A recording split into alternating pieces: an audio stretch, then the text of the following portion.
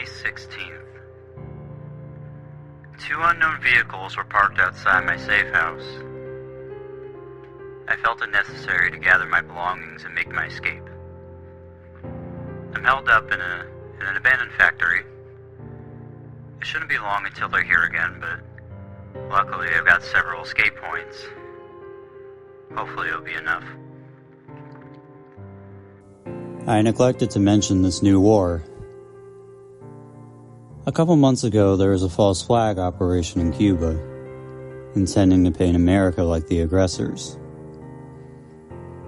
A few things led to another, and lo and behold, we're at war again.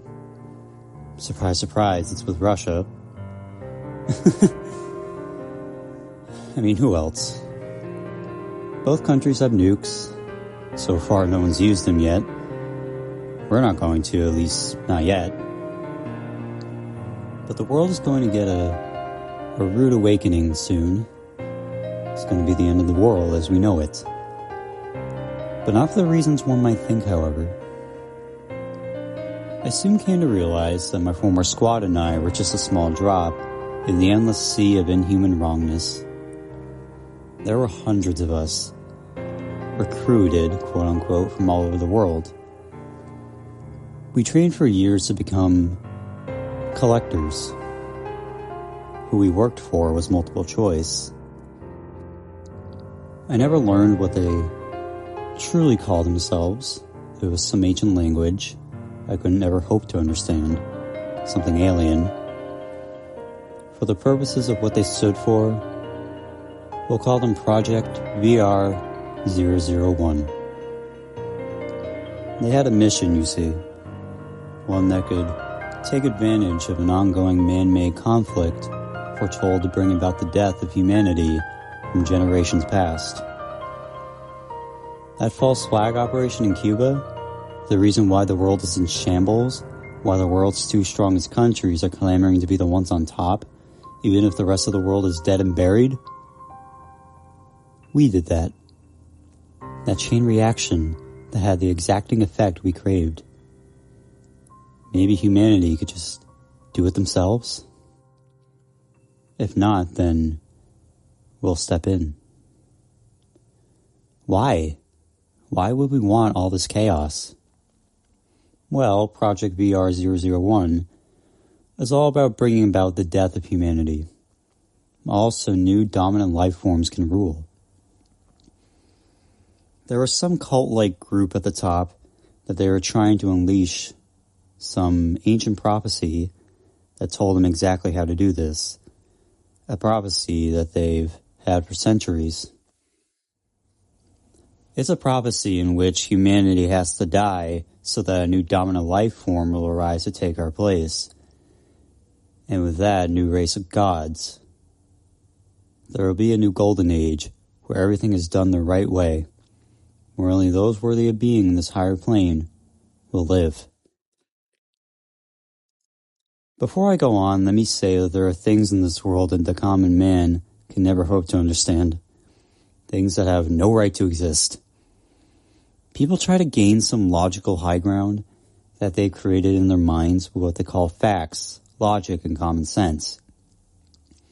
They explain the weird and mysterious away with big words and long drawn-out explanations that make their followers go ooh and ah, denying every notion that there's something else beyond that because it's not realistic enough for their own liking. Project VR001 would laugh in their faces. For them, plain boring old science wouldn't suffice. They had to go deeper. Those unspeakable rituals they used, tapping into the unknown, looking beyond the veil, bending and breaking the rules of reality to their liking. We blended it all into one noxious mixture. It gave everything we created life like never before. But we weren't going to stop there. These are some of the most brilliant minds of this world. Minds that should have never been allowed to think. To create these things, what we needed was pure organic material. Blood, skin, bone, muscle, tissue, guts, nerves. Just walking meat of all kinds. I was part of the many teams who provided that. Project VR001 didn't want fake synthetic nonsense. No, these things were real. We couldn't just manufacture the required meat ourselves. So they get us to collect a victim. If there's one thing I've learned, it's that humanity is a resource to be tapped into, and it's one that goes to waste when it's not taken advantage of. We had a variety of methods for our job, ranging from the subtle to the violent. After abduction and injection of the chemical that made them go nighty-night, they'd be transported to the base in Antarctica. We didn't just deal with live humans, though.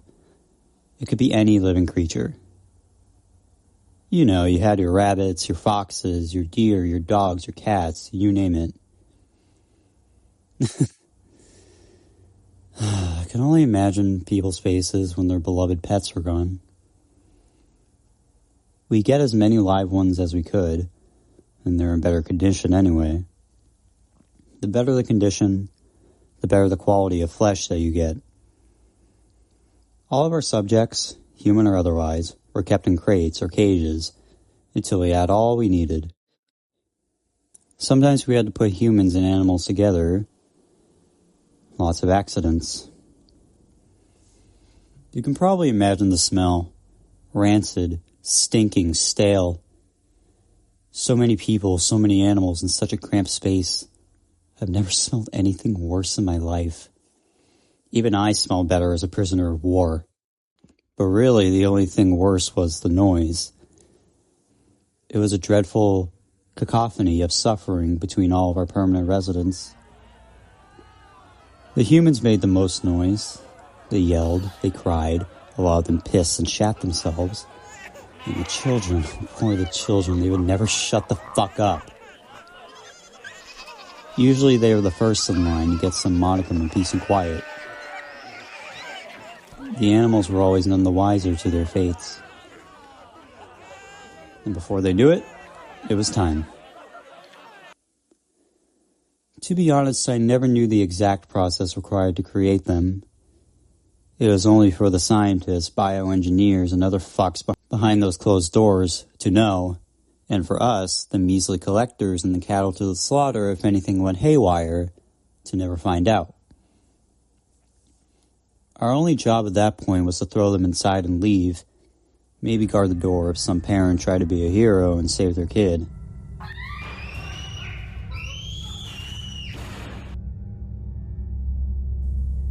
However, we did get to see the end products. Initially, when we were still in the early testing phases, most of our creations were hybrids. Cats with foxes, pigs with wolves, humans with dogs, you get the point. A lot of them died a few minutes into their new lives. If an experiment failed, I and a few others had to go in and retrieve them. Their bodies were a mess, contorted into unnatural shapes and sizes.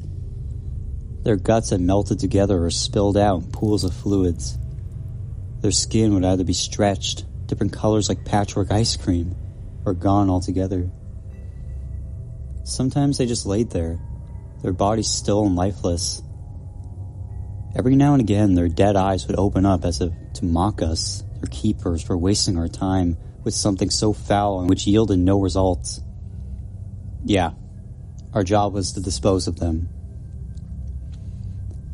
Some survived, though, and they were used as a basis for moving forward. With time, we got better and better. The scientists still counted each failure as a victory. They would study and evaluate the results of the experiments, taking everything into account and trying to replicate the results. If they were beneficial, if the experiments didn't go well, they would try to figure out what went wrong and attempt to fix it. And through trial and error, they got better at it. We were able to progress to totally new and original creatures. Some of them you couldn't even tell what they originally were anymore. You'd have to go in with your own eyes to truly understand what we were dealing with. They were imbued with a desire to kill. but they were also impervious to any outside harm, essentially invincible. Rapidly, they would evolve and mutate in any way they needed. Even if you blew them to smithereens, they would still find a way to come back. Let's just say no human could be in the same room as them without being torn to shreds. Sometimes we watched them fight, which wasn't a problem since they couldn't die. You could see the stress building and exploding out of them at all times. I'm going to describe some of them, not all. They created tens of hundreds of them, and as I write this, there's more to come. I don't have all day, so here are some notes on the ones that made an impact on me. Subject 9. A 9-foot-tall bipedal rat. Once an ordinary street rat.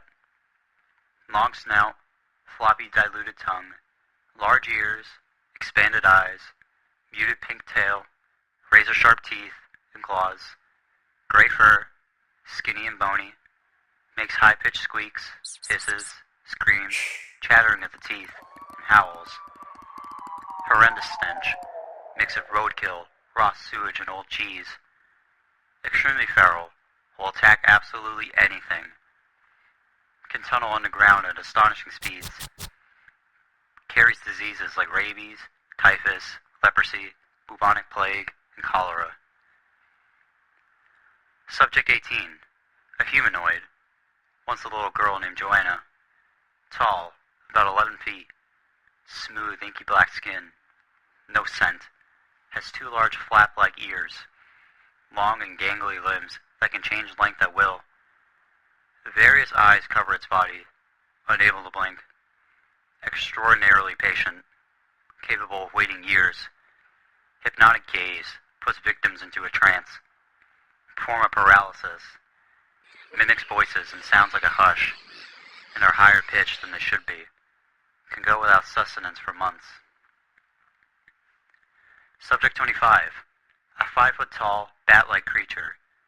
Once a fruit bat caught in India. Rather small compared to the others. Gray ashy body, 2 eyes, huge black pupils, short snout, razor-sharp fangs, tall ears, 2 flexible wings, long span, feet with sharp nails, able to hang upside down, makes low-pitched roars, hisses, nocturnal, ambush predator. Subject 66. A humanoid, once a mentally ill patient named Richard Neller. Exceptionally pale skin, black hair, large black eyes, black lips, wide open mouth with teeth and gums protruding outwards, like a maniacal grin. Never stops laughing, ever. Extremely strong, able to break down doors and walls. Can throw cars. Able to perform incredible feats of agility. When inflicted with damage, it makes an extremely eerie screaming noise. Mouth elongates and pupils enlarge, contorts into unnatural positions. Subject 81. A large canid, almost humanoid. Once a guard dog. Long snout, big ears, blackened eyes that do not move, always in the middle. Sharp, jagged teeth, tongue is long and floppy, dripping black substance. Long tail, black fur, loud howling, vicious, will never give up. Limb manipulation and reattachment. Subject 104. A humanoid, once a teenager named Grant Buckner. 9 feet tall, gangly limbs, long torso, a disproportionately narrow skull, a pair of 2 small eyes, long and twisted claws for fingers, an extremely small mouth, a single claw for a tongue, high metabolism, will eat absolutely anything, even inanimate objects, never stops eating. Subject 333. An artificial sentient supercomputer housing all of Project VR001's top secret files and documents. Once one of Project VR001's own, Kenneth Waterford. A top scientist that betrayed his own, released files, quickly contained, and in an ironic twist of fate, became Project VR001's guardian against breaches from external parties, The image provided is not all of him, just one of his many vessels. There were so many more, but you get the picture. Maybe I've had time to correct my mistakes. But I'll tell you this, they were never mistakes to begin with. I knew what I was doing all along. Does that make me the bad guy? Yes. Yes, it does. At the same time, though, I felt like something was breaking inside me. No, it wasn't as if I was suddenly growing a conscience and morals. It was more like I was a shell. If I didn't care during Vietnam, I most certainly didn't care now. The would-be subjects screaming for help, their sad puppy dog eyes staring back at me. In me, there was nothing. I didn't even have moments of hesitation. I wasn't some underdog who tried to step up to the big mean villains in an act of selfless heroics. I didn't give a shit about that. By this point, I lost my mind completely. Again, I was angry at who? I don't know. Project VR001? My fellow collectors? The creatures? The world? I didn't shoot up the place. I didn't kill Alexander or any of the other head honchos up top. This wasn't some action movie. I just ran. I had nowhere to go, but it felt so good, like a weight off my shoulders. The snow had picked up, but I didn't care. I ran until I couldn't anymore. What I did do was climb aboard one of the cargo ships that came by every now and again. I just thought, fuck it, and I hopped on. Being a collector all this time, I received the necessary training to become practically invisible. And that's what I did. Somehow, no one ever found me. I rode out the huge waves and terrifying storms. When we finally arrived in America, I hopped off, and I've laid low ever since. Are you expecting me to be the hero here? Warn the whole world of Project VR001? Expose their activities, lead a resistance to try and take them down? Why would I do that? It's all pointless exercises. I'm just telling you what I experienced and how I feel about it.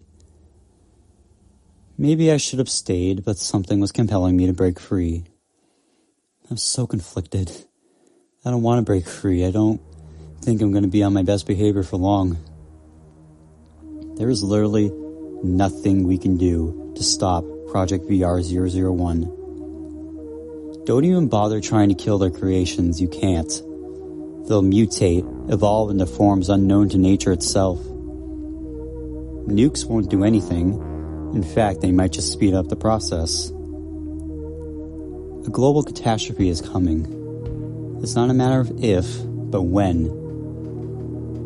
As humans, we like to think we're invincible, that we can take anything on. But there are things in this world, in this universe, that humble us, make us look tiny like little insects. We're nothing, you and me. We are completely and utterly nothing. They're tracking me every which way. In fact, those same 2 cars from 3 days ago just parked outside. I'm seeing 4 collectors get out. I remember them all. 46, 880, 232, and 78. And I know exactly what they want to do to me. All I can say is keep your loved ones close. Hug them tight. Tell them how much you love them. Personally, I don't have anyone to love. I'm pretty much alone in that fact, though. Something's coming. A conflict unlike anything the world has ever seen before. No one's prepared. It seems like the last chapter of humanity is now. Sometimes back in Antarctica, when I was walking past all those awful creatures, I just stop and stare at them. For some reason, that made me feel a connection to them. No matter how different we were, separated by bulletproof glass and barbed wire, they and I were at least on the same wavelength. Pain is all we know. I've tried committing suicide. I can't, though. Not that I don't want to, it's just that I can't. I don't want to stay alive. Something's stopping me, though. Death is waiting for me. But it seems like we'll have to keep waiting.